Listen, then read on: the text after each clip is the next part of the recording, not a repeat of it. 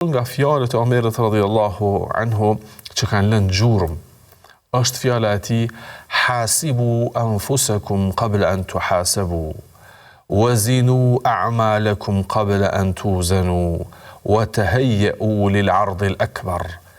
Ka thënë, llogarit në veten, merreni veten në llogari para se të mirreni.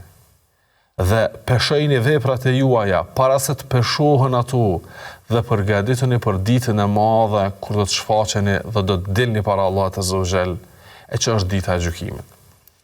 Omeri radhiyallahu anhu me këtë fjalë që thonë e goditi atë të vërtetën absolute, e cila është se ne kemi gjithsesi një ditë që do të llogaritemi për çdo gjë që e kemi vepruar dhe për çdo gjë që nuk e kemi vepruar dhe është dashur ta veprojmë.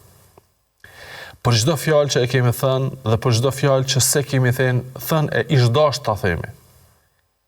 Dhe pastaj ka më ardhur momenti pas asaj llogarie në peshore.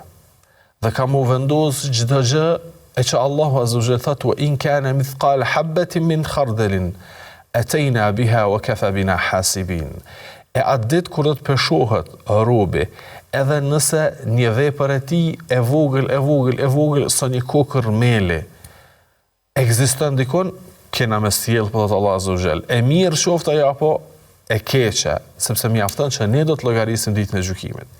E ai i cili e din se Allahu ka më të marrë llogari dhe nuk ka shpëtim nga ajo ditë, dhe Allah azza wa jall ka më të peshu veprat e tua, dhe s'ka mundësi mashtrimin atë peshore, sepse është peshorja më e drejtë, më absolute që ekziston apo, atëherë të përgatitemi për atë ditë dhe të mos e mashtrojmë veten.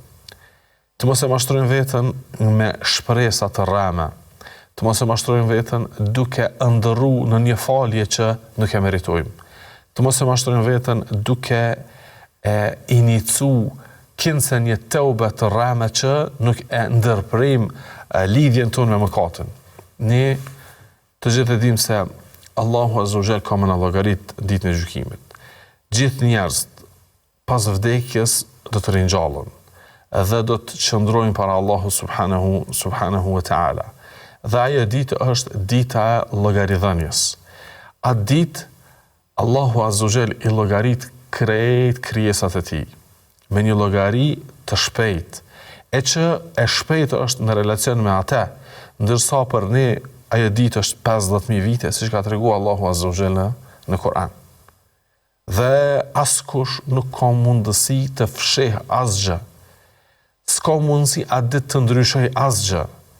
Çdo gjë që është shënuar në jetën e kësaj bote, çdo gjë që është vepruar në jetën e kësaj bote, çdo gjë që njerëzit e kanë dërguar para tyne në ahiret, atje do ta gjejnë.